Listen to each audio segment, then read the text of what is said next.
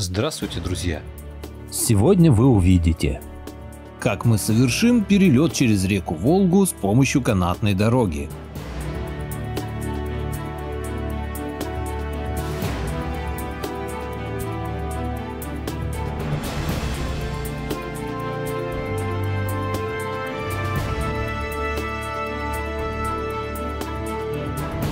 Не забудьте подписаться на канал и включить колокольчик. Всем добра! Канатная дорога Нижнего Новгорода соединяет два берега реки Волги. Ехать до нее надо до остановки Сенная площадь. Сразу скажу, что именно на этой фуникулерной дороге мы с Олюшкой ездили в первый раз. Итак, Олюшка купила билеты, и мы отправились на посадку. Проходи. Да, проходи так. Поехали. Офигеть.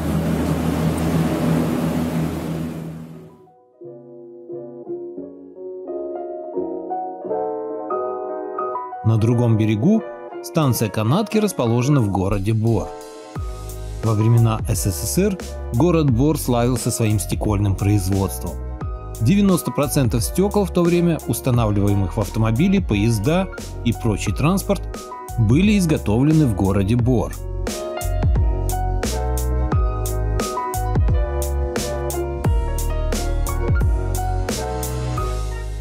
Когда двери кабинки автоматически закрываются, она медленно ползет к краю перрона станции, а потом резко срывается и, стремительно ускоряясь, начинает свое движение через реку.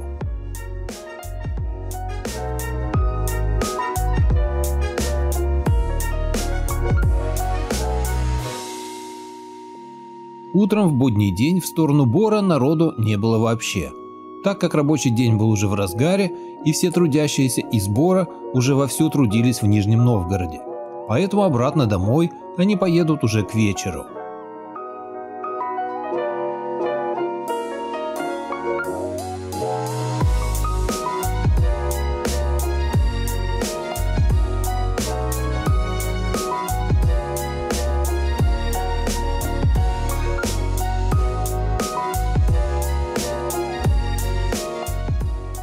Аттракцион довольно веселый, особенно если едешь в первый раз.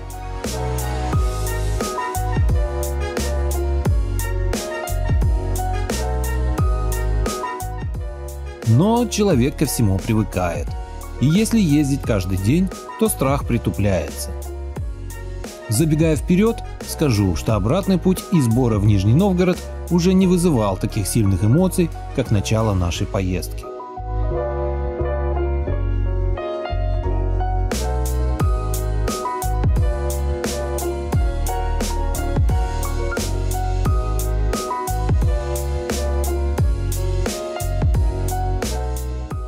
Нижегородская канатная дорога – канатная переправа через реку Волгу между Нижним Новгородом и Бором. Основное назначение – обеспечить альтернативный вид пассажирских перевозок в дополнение к речному такси, электропоездам и автобусам.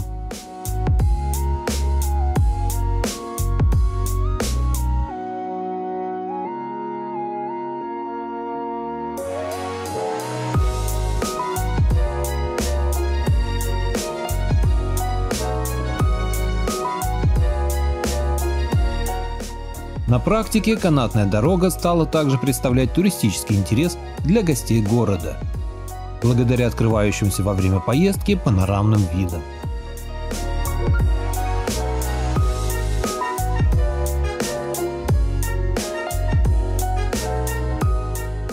Строительно-монтажные работы начались 20 января 2010 года. Запуск дороги в рабочем режиме состоялся 9 февраля 2012 года. Режим работы канатной дороги – понедельник-четверг с 6:45 до 21 вечера, пятница-суббота с 6:45 до 22 часов вечера, воскресенье и праздничные дни с 9:00 до 22:00.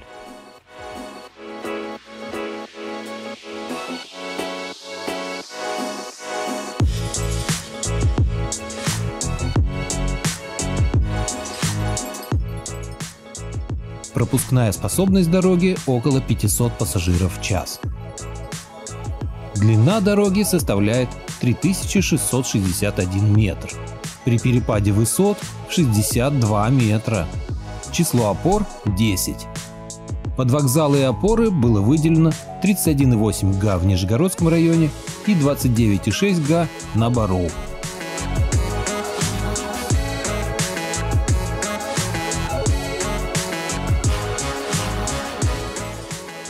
Используется 28 восьмиместных кабин. Проект предусматривает увеличение числа кабин до 56 с повышением пропускной способности до 1000 пассажиров в час. Расчетное время в пути 12,5 минут, что соответствует средней скорости в 14-22 км в час.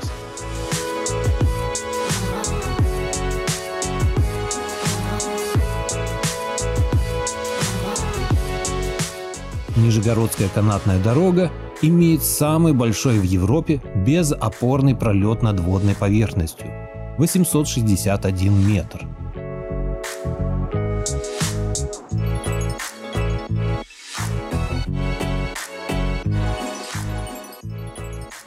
Открытие канатной дороги планировалось на сентябрь 2010 года. Однако в мае 2010 года на этапе строительства проектная документация была отправлена на доработку, после которой вновь потребовалось прохождение государственной экспертизы.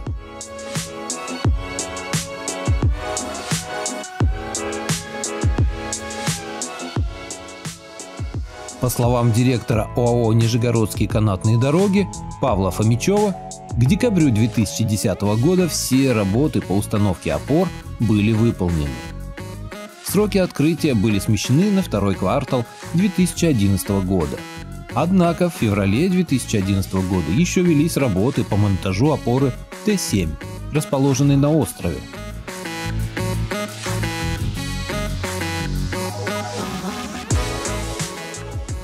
В сентябре 2011 года начались работы по монтажу технологического каната с использованием вертолета К-32Т. Работы велись с перекрытиями отдельных участков Волги между соответствующими опорами на 3 часа в течение нескольких дней.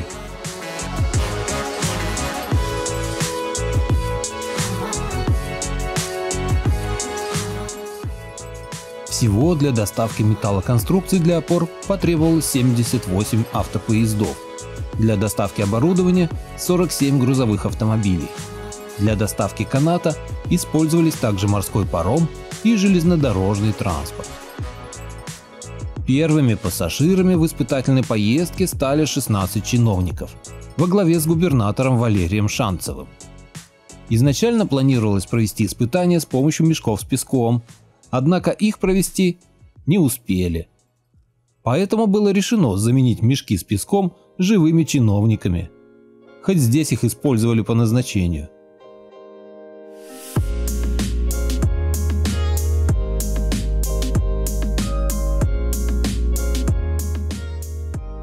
«9 февраля 2012 года пассажирская канатная дорога между городами Нижний Новгород, Бор приступила к перевозке пассажиров.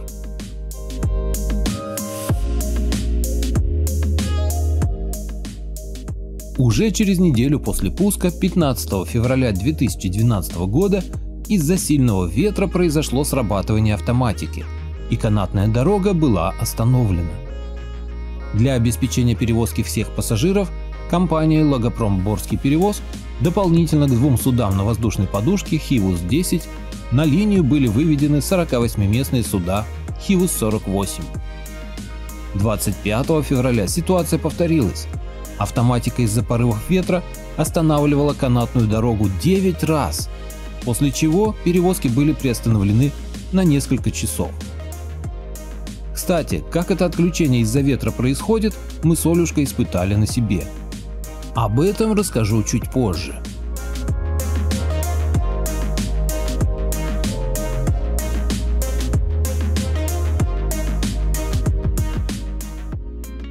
22 марта 2012 года над Грибным каналом в нескольких сотнях метров от канатной дороги произошло крушение вертолета БЛ-407, задевшего провода ЛЭП. Оборудование канатной дороги затронуто не было. В народе в то время ходили слухи, что вертолет умышленно направили на канатную дорогу, и он был сбит спецкомплексом, ставящим помехи для летательных средств. Правда это или нет, никому не известно, но вертолет рухнул, не дотянув несколько метров до канатки. Тем временем, за первый год работы количество перевезенных пассажиров составило почти 2 миллиона человек.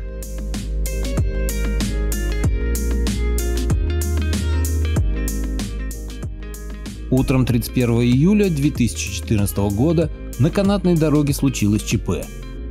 В опору рядом с кабинкой, в которой находились люди, ударила молния.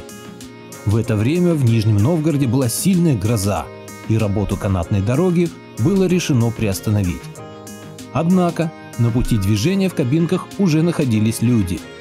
Как рассказывает очевидец, удар был такой силы, что люди даже присели. На станции пассажиры выходили на трясущихся ногах.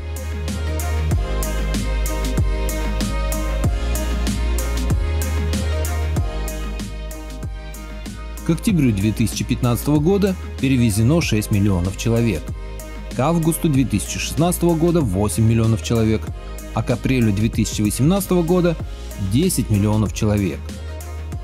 Вот такая в Нижнем Новгороде канатная дорога. Она стала уже туристической достопримечательностью Нижнего Новгорода, и многие гости катаются на ней, чтобы посмотреть красоты матушки Волги. Будете в Нижнем Новгороде, обязательно прокатитесь на этой канатной дороге, полюбуйтесь видами и получите немного адреналина.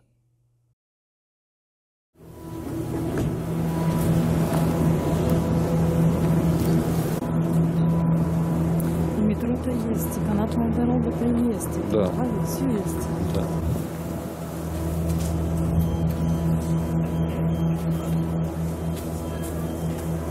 Обратную поездку мы с Олюшкой провели в компании студенток, которые каждый день ездят в Нижний Новгород. Внезапно на обратном пути начался сильный ветер, и в движении кабина стала сильно раскачиваться. На канате сработала аварийная автоматика, и вся линия остановилась, чтобы кабины не раскачивались еще больше. По словам ехавших с нами девушек, такое часто бывает во время сильного ветра. Но ничего не поделать, висеть так висеть. Будем ждать. После 15-минутного висения над Волгой канатка ожила, и наша кабинка снова тронулась в сторону Нижнего Новгорода. А у берега-то вода, смотри, как они тут ходят. Вот так, отделавшись легким испугом, мы получили массу впечатлений и много хорошего настроения. А на сегодня все. Надеюсь, вам понравилось. Всем добра!